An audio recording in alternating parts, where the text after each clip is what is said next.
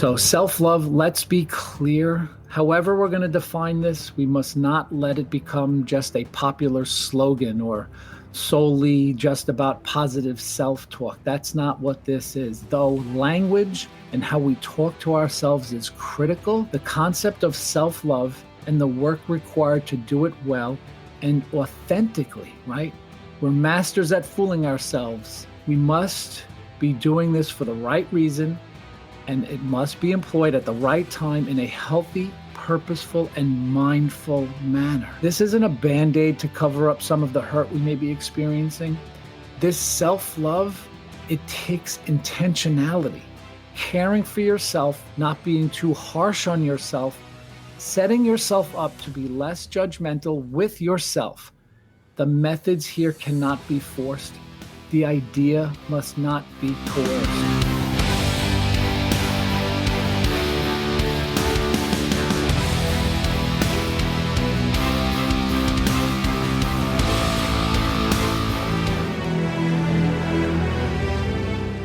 My name is Michael Shikatano, and this is Right Here, Right Now, a podcast to inspire the learner inside each of us.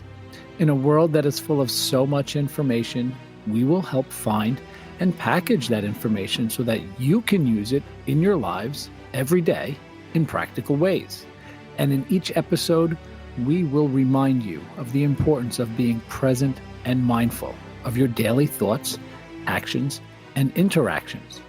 It is truly the most vital step to learning and growth, being mindful and present right here, right now, to take on life's challenges and turn them into life's lessons.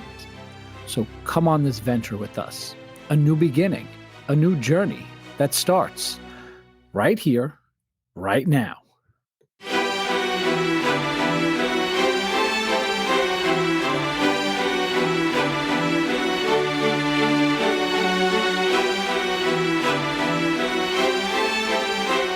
Welcome back, people. I am Michael Shikatano, your host of Right Here, Right Now, the podcast that loves to share insights garnered from various sources of wisdom and knowledge to help each of you navigate through each of your moments of life. The podcast that loves to turn awareness into action. The podcast that loves to integrate the information and ideas from such varied sources into a manageable and digestible and actionable form.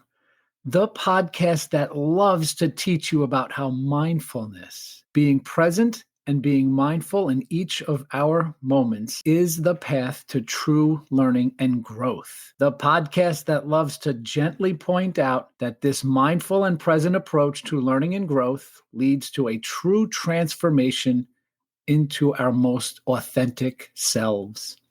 A lot of love here, people, just in time for Valentine's Day.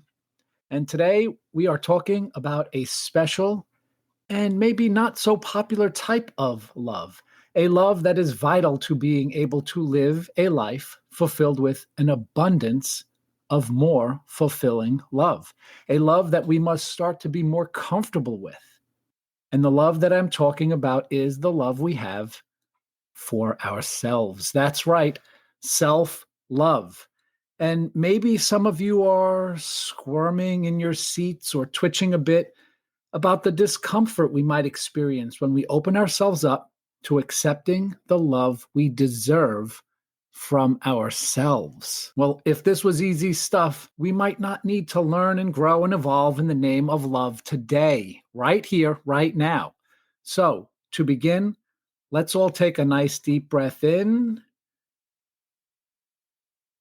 and a nice deep breath out, to release any tension we may have in this very moment.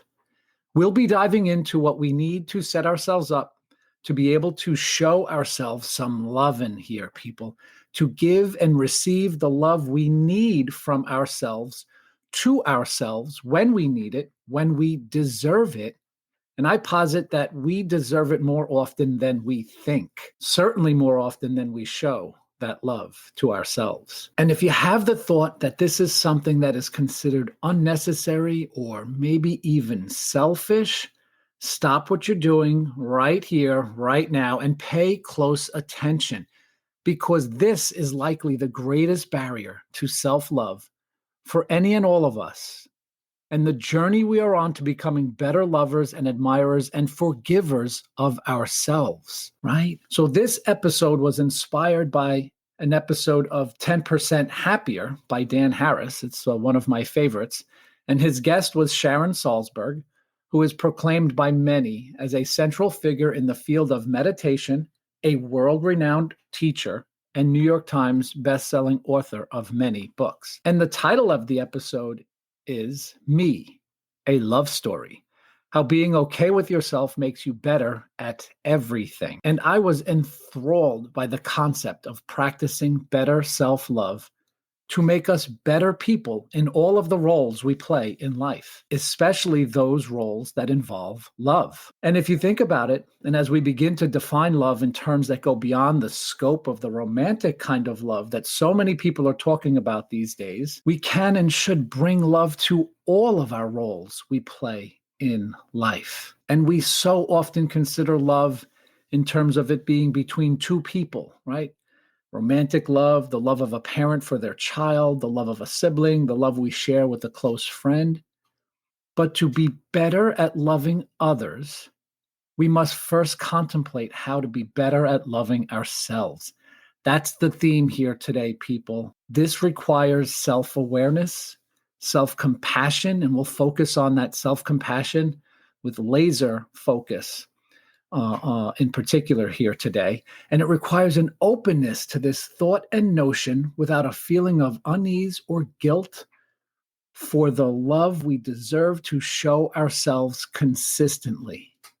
And we're going to look to Brené Brown in her amazing book, Atlas of the Heart, where she helps us understand the value of loving ourselves a bit more genuinely, a bit more routinely. So let's get into this right here, right now.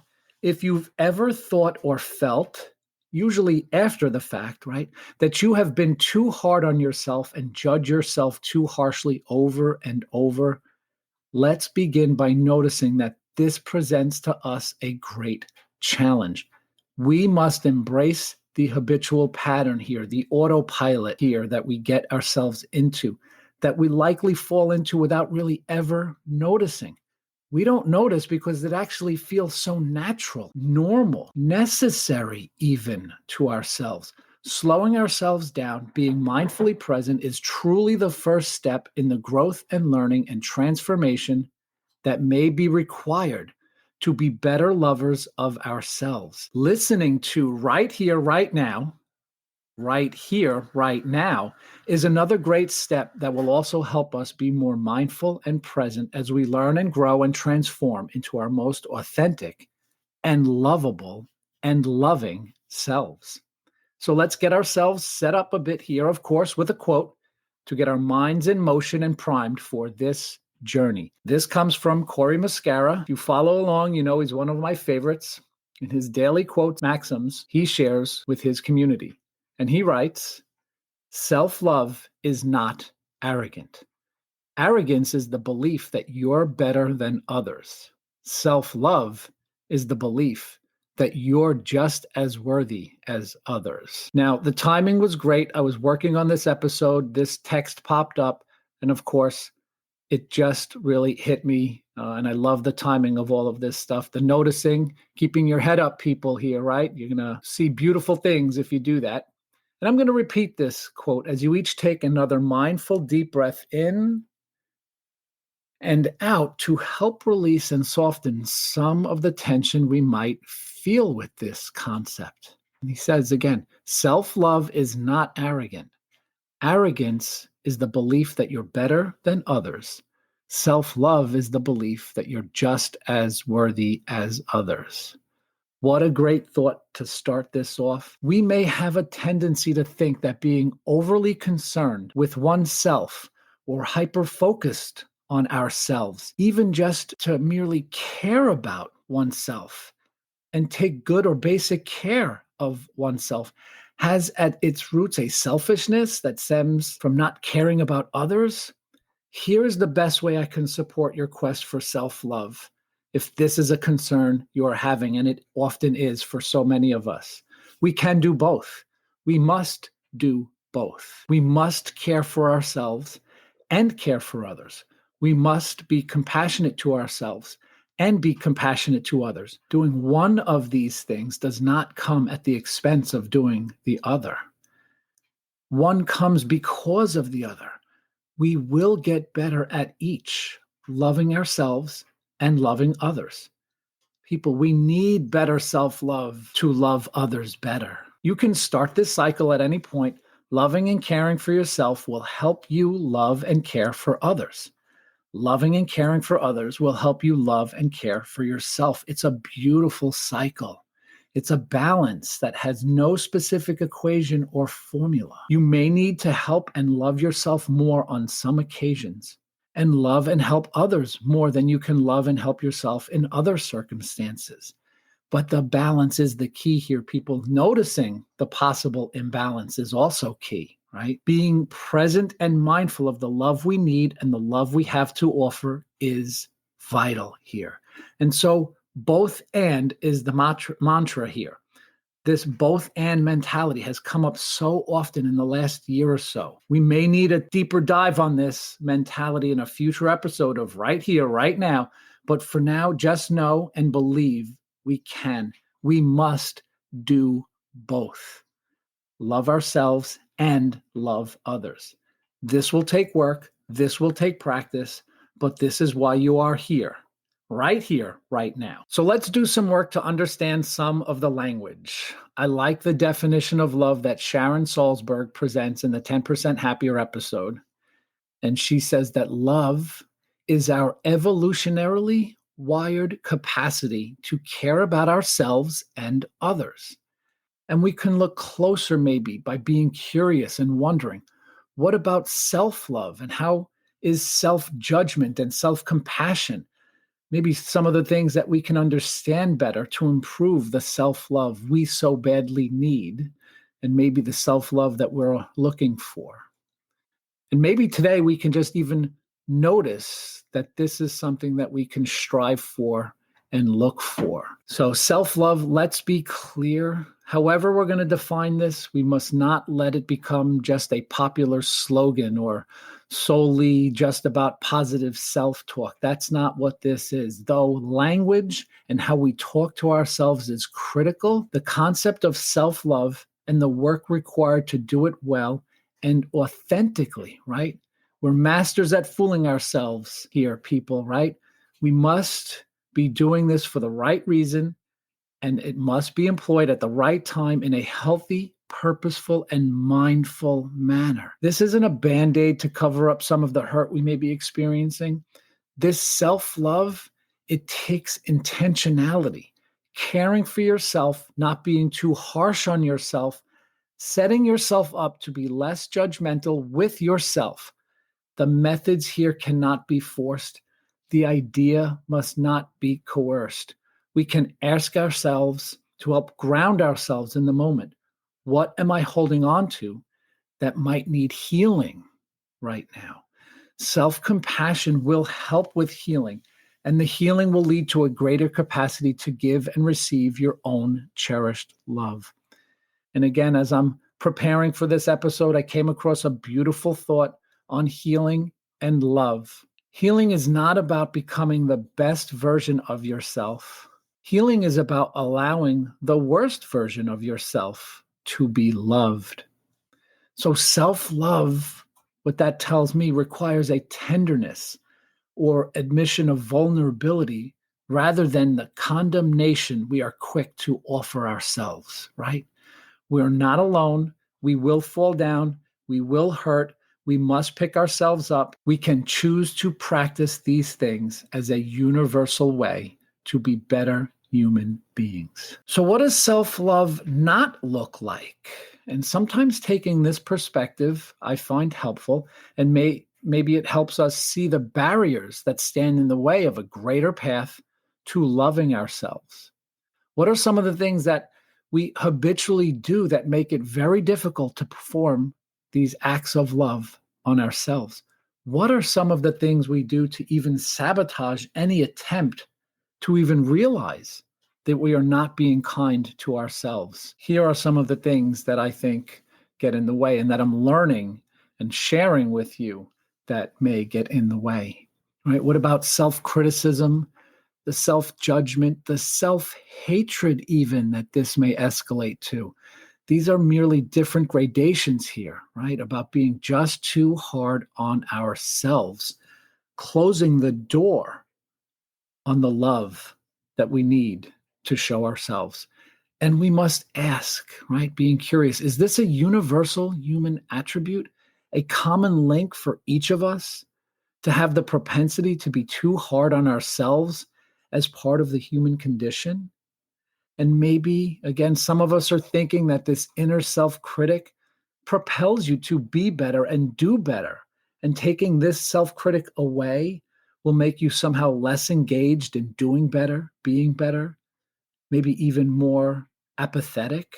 All unproven. In fact, if you believe that those that are good practitioners of self compassion may appear to be soft and not able to manage the world we live in, Sharon Salzberg tells us that the data does not support this. And she has seen the opposite of this over her long history of practicing and teaching. How can we combat this? How can we break this pattern in ourselves, in each other?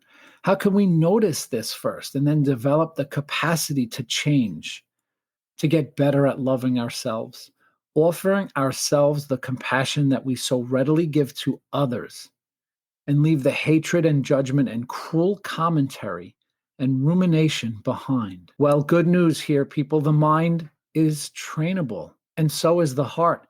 We know this, right? Our dedicated lifelong learners and listeners of Right Here, Right Now.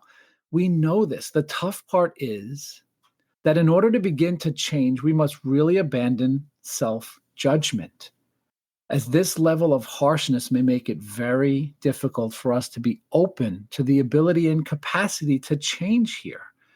We may not even be able to convince ourselves that change is necessary or even possible. So, since I like to help with some actionable thoughts, right, and share them with you right here, right now, maybe let's talk about something else that we can do, that we can train our minds and our hearts to do, to be able to notice what we are doing to ourselves.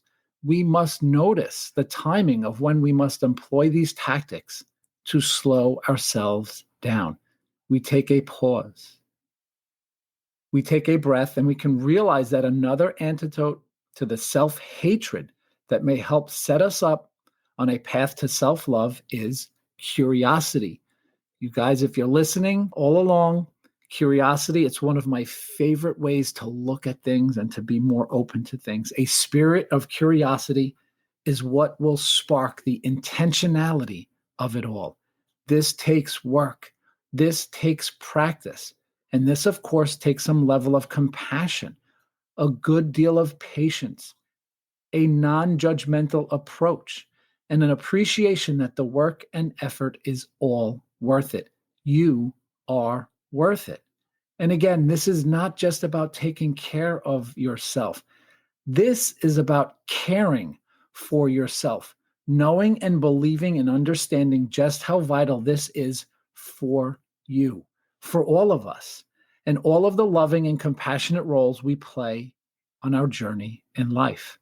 And maybe we need to get a bit more granular here to help sharpen our tools to allow us to unleash our authentic and loving and caring parts of ourselves. Hopefully, as you're listening, you've considered the role that empathy and compassion play in this, that these are not emotional tools designed only for the love and care of others. These are critically vital to the care and love of ourselves as well. And maybe just to review what these look like, feel like in terms of our emotional ability, our emotional agility, what does empathy and compassion look like in relation to others, in relation to ourselves? And what is the distinction between empathy and compassion? And Sharon Salzberg, she does a great job with this. She shares a beautiful thought on what empathy looks like and feels like. And she says, empathy is the felt sense of what someone is likely experiencing and going through. The trembling or quivering of the heart in response to seeing pain or suffering. Whoa, beautiful. But it's not necessarily through your eyes or heart. It's through the eyes and the heart of another. That's the tough part here, right? That's what that likely means here. Compassion, she says, is the movement of the heart toward the suffering to see if we can be of help. To see if we can be of help. Curiosity is vital here, people. That curiosity that might lead to action. Beautiful words from Sharon to help us understand these two emotional states we can use to help. But my curiosity question here is it harder to notice or be moved by the trembling of the heart in response to our very own pain to be able to be compassionate inwardly? We know this is tough with others here, people, right? I wonder if looking for and noticing the need for help that we demonstrate to ourselves and being curious to wonder if you can be of help to you is more difficult. Our own history and patterns might give us the answers or some clues here, people, right? Being moved to wonder if you can be of help to yourself. This is what compassion looks like, feels like. How can you turn these questions and curious moments in on yourself? If you think about empathy and compassion and how difficult it can sometimes be with others, if we are those individuals that are inclined to put others first, will it be more difficult to get curious about our very own needs in our greatest times of need? And it makes me think of a quote from the Holy Moments book regarding the Good Samaritan and the spirit of giving ourselves that is embedded in so many wonderfully kind human beings. So many of you that are listening right here, right now. And Matthew Kelly writes of the Good Samaritan that their hearts are gently inclined toward the needs of others. Some of us are wired to put others first. Some of us do this so naturally that we can take it to the extreme. You know who you are, or at least you need to begin to wake up today, people, and notice who you are. How difficult will it be for us to show ourselves the empathy and compassion we deserve, that we need?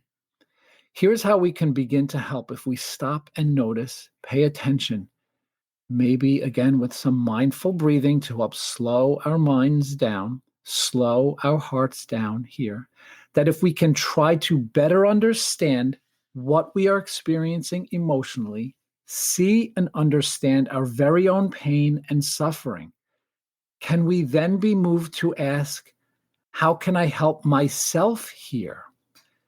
And add to this, people, if you must, to help gain some momentum or perspective here. Ask yourself, how can I help myself so that I can be of greater service to others when the time comes? Right? You're priming the pump here, people. Sharon explains that we can be incredibly loving, but also self-loathing. But she teaches that we can be even better lovers of others if we can become better lovers of ourselves. And being more okay with ourselves is how Dan Harris puts it in this episode. The love we could offer others would last longer, they propose. There would seem to be fewer strings attached, possibly. More of a generosity of your spirit in your love for others. And Dan and Sharon share and commiserate beautifully that we would be even better at loving other people if we could have more of this inner okayness. And they explain that we are trained, maybe habituated, to avoid pain. We believe that we would not hurt if we were in control. However, we must realize that it hurts worse when we hate the pain, when we push the pain away. Dan explains that he has more of a sense of okayness with his own inner demons. And then he says he's less judgmental of others' demons because of his understanding of his very own demons. More compassion for yourself translates to more compassion for others, but some of us have a more natural tendency to start with others than with ourselves. I leave this up to you, but first you must notice what your tendency is. Slow yourself down and be better equipped to realize that you too need compassion from you. So let's get to it. The inner critic, the judge here, people, we accept the voice in our heads like it is part of you. And we are on autopilot in listening, deeply listening and believing, and maybe even looking for this voice, encouraging the voice that critiques everything we do pretty harshly sometimes, people, right? We reach a point that we can't not listen or that we can't not hear it, this inner critic who has evolved to keep us safe. It lies to us to help keep us safe. Now, people, this voice does not have bad intentions. You must understand this, where it came from, where it evolved from. And it fills us with fear and worry and self-doubt, believe it or not, with good intentions. We believe the inner critic, but understanding and learning and accepting that it lies to us is vital to break this cycle. And what I mean by that, it lies to us, is that we've been evolving over time from a time where there were so many threats in our environment that we had to have this tendency to see the negative in almost everything, to be on alert and to watch for everything. We live, believe it or not, in a less threatening world. So that fight, flight, freeze is just always turned on.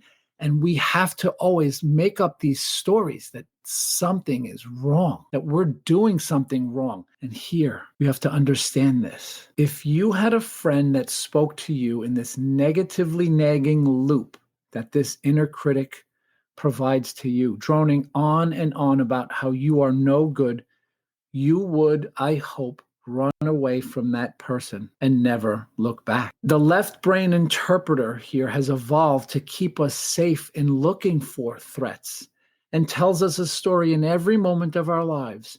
Irrational stories that are conjured up to get you to listen to it constantly, nonstop. But again, in our modern age, we have much fewer threats. And so this part of the brain begins to look for and invent threats to help protect us. You have to understand that. And we begin to listen, believe, again, look for it, and even encourage this, because we're often in a heightened state of fear or worry. Of course, because of this inner critic or judge. So then we begin to help add to the stories automatically. And now it's the two of you going at it down the dark path of everything is wrong and you are not worth the good in your life. So stop trying for more. People, slow down, stop. We must allow ourselves some space. Start with a pause, a mindful breath. And we must realize what is happening. And we must ask our inner critic and ourselves, is this true? Is there any doubt to this inner critic's voice? Of course there is. Stop the autopilot, break this cycle, disrupt the habitual pattern that seems so natural and necessary. So hopefully this is helping to understand the path ahead, the difficult path ahead here, people, right? And how we can travel more lovingly on our journey in life. There's always more to learn and share, right? So let's turn now to another titan in the realm of emotions and psychosocial interrelations who has studied courage, shame, vulnerability, and empathy for over 2 decades. And her work fits nicely in that it helps us navigate our emotions here. In fact, let's turn to someone who essentially wrote the book on emotion. Brené Brown is who I'm talking about here. Of course, a wonderful resource on how we can be more compassionate to each other and to ourselves by tapping into the emotions that come up and how we can handle ourselves as the emotions come and go. She writes on self-compassion in her latest masterpiece, Atlas of the Heart. Brené references the work of Kristen Neff, who runs the Center for Mindful Self-Compassion. Wow, it sounds like an amazing place to be. And the paradigm is outlined such that self-compassion, what I believe is the key to better self-love, has three elements: self-kindness, common humanity, and mindfulness. Sounds amazing. Let's explore here, people. And I like how Brene uses polarity of descriptors within each of these concepts to help explain what one is and what it is not. And we begin with self-kindness, and it's self-kindness versus self-judgment. Self-compassion, she writes, entails being warm and understanding toward ourselves when we suffer, fail, or feel inadequate, rather than ignoring our pain or beating ourselves up with self-criticism. Self-compassionate people recognize that being imperfect, failing, and experiencing life difficulties are inevitable. So we tend to be gentle with ourselves when confronted with painful experiences, rather than getting angry when life falls short of set ideals. And right, maybe those rather lofty ideals we put on ourselves might be the problem in some instances. Next is common humanity versus isolation. Self-compassion involves recognizing that suffering and personal inadequacy is part of the shared human experience, something that we all go through rather than being something that happens to me alone. Open up here, people. Open your heart up to others. That's what she's telling us. Almost like a coach here, right? Like a life coach. Maybe we need a love coach, someone that can help you soften your critique of you. You'll likely be of help to this other person as much as they are to you. Team up here, people. Mindfulness versus over-identification. And this is a beautiful definition here. Mindfulness is a non-judgmental, receptive mind state in which one observes thoughts and feelings as they are, without trying to suppress or deny them. We cannot ignore our pain and feel compassion for it at the same time. But at the same time, mindfulness requires that we not be over-identified with thoughts and feelings so that we're caught up and swept away by negative reactivity. More balance is necessary here, people. And this is very difficult. I hope these words and thoughts are not oversimplifying the thought of self-love and self-compassion. One of the things we can think about in a practical sense as well here is how we tend to treat others. If we try to remind ourselves in the moment, the potentially very difficult moment of shame or judgment or criticism or guilt, that we would not talk to others that we love the way we talk to ourselves when things go awry, when life throws ugly daggers at us. I have often learned and shared that one way of getting ourselves unstuck is through helping others, acting in a compassionate way to make the life of another a bit better. Let's try to turn that in on ourselves while we look for the opportunities to help others. Being helpful to someone else can help to get you out of your head, help break this inner critic cycle. And yet another way to think of love is caring enough about other people to help them, caring enough about another human being to be moved to act. The act of giving, the helping, the connection fills us up. And this is what may make you feel more valuable and worthy of your very own love. So the takeaway for this difficult concept, where answers only beget more questions from the gurus of Buddhist practices and psychology and the science of love, is that self-love is so important and must not be overlooked as some concept that we take for granted. So look for the opportunity to help others if you're inclined to do this more readily than helping yourself. But be mindful and be present on how this will help you to help yourself. Helping and inspiring others to help even more. The help you give to others will likely help those on the receiving end of your help feel more a sense of worth and value. Remind them that they not only deserve the help from you, but that they deserve the help and love from themselves more than anything. When you do this, stop. Be present and be mindful and begin to convince yourself that you too deserve this help and love from you. I hope that you enjoyed today's special Valentine's episode, a tribute to love, the love we must show ourselves to be better at giving love to others. And remember that we must not be too harsh on ourselves. This is a profound lesson in the art of self-love, people. So don't beat yourself up when this doesn't go right or that it hasn't gone right for some time. Think of self-acceptance and quieting the inner critic. As you become more mindful and present and aware of this need and your new ability to be more gentle and loving to yourself. When you know better, you do better, people, right? Learn from the lessons when you realize that you're becoming your own worst critic. Remind yourself that others would not tolerate this level of criticism from you. Don't allow yourself to tolerate it from you either. Be present and be mindful and be a more loving version of yourself to yourself right here, right now. Thank you for joining us. We'll see you soon. And please be on the lookout for a mindfulness intention on self-love and how we can remind ourselves of the things that will help us and propel us down that path of loving and caring for ourselves on our quest to love and care for others in all of our roles in our lives.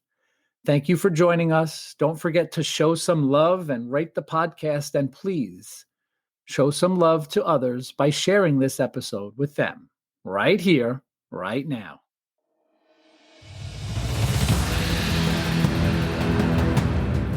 Next week on Right Here, Right Now, I am excited to share with you a different kind of episode that will hopefully get you all thinking and reflecting on some of the things that might serve us well to think and reflect on. The format is a bit different, where I will be reading quotes from a modern-day philosopher. He is not a well-known individual, but I assure you that your lives have been impacted by the industry he revolutionized.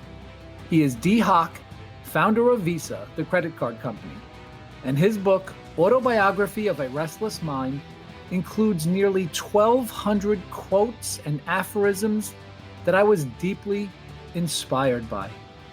If you follow along with the podcast right here, right now, you know that I love a good quote. I love many, many good quotes. I have so many favorites for so many reasons and applied to various contexts. You can find the right combination of words to spark the right thought in the right moment for incredible enlightenment and insight. So join us on the adventure through the restless and provocative and insightful mind of a modern-day philosophical genius who pondered many thoughts and was profoundly fascinated with the process of how we think. And hopefully it at least gets you thinking about how we can be better thinkers, people. Next up on Right Here, Right Now.